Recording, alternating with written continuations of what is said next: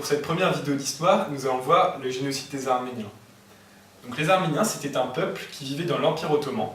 L'Empire ottoman était un peuple contenant 36 millions d'habitants, dont 2 millions d'Arméniens. Mais il faut savoir que l'Empire ottoman était un peuple musulman, alors que les Arméniens étaient chrétiens. Déjà avant la guerre, le sultan attisait la haine envers les chrétiens afin d'appuyer son autorité et légitimer son pouvoir. De plus, quelques années plus tard, en 1909, les jeunes Turcs, un nouveau mouvement, a pris le pouvoir au sein de l'Empire ottoman. Ce mouvement souhaitait instaurer un empire ottoman uni, avec une religion unique, qui devait donc être la religion musulmane. C'était donc un motif de plus de s'attaquer aux chrétiens. C'est pourquoi, déjà avant la guerre, il y avait eu un début de génocide. Par la suite démarre la Première Guerre mondiale. Au cours de celle-ci, l'Empire russe tente de protéger les minorités au sein de l'Empire ottoman. Les Arméniens sont ainsi protégés, et le 7 avril 1915, à Van, une ville située à l'est de la Turquie, est proclamé un gouvernement indépendant arménien. Au même moment, les Alliés préparent l'opération des Dardanelles. C'est une opération qui va mener à de nombreux conflits sur le territoire turc. Les jeunes Turcs y voient alors un prétexte pour mener à bien leur projet d'un empire avec une seule religion. Les Arméniens étant protégés par les Russes, alors que les Russes font partie des Alliés, l'Empire ottoman les perçoit en quelque sorte comme des ennemis.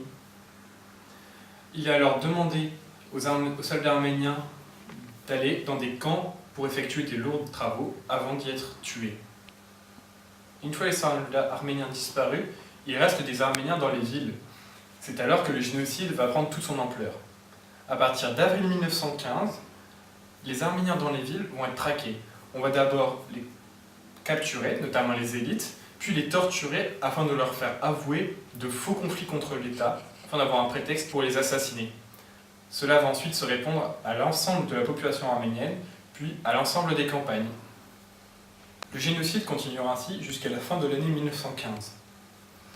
Au total, c'est entre 800 000 et 1 500 000 Arméniens qui ont été tués. On retiendra un chiffre moyen d'1 200 000, soit les 2/3 de la population arménienne de l'Empire. C'est donc le premier génocide de l'histoire. À la fin de la guerre, après la défaite de l'Empire ottoman, le nouveau père de la Turquie proclame une amnistie générale pour tous les auteurs du génocide. C'est-à-dire qu'il ne va pas mettre de poursuites judiciaires à leur encontre. Aujourd'hui encore, la Turquie est dans une optique négationniste, c'est-à-dire qu'elle refuse d'admettre que ce génocide a eu lieu. Elle admet que des massacres ont bien eu lieu, mais elle refuse d'admettre que cela a bien été effectué dans l'unique but de tuer une population.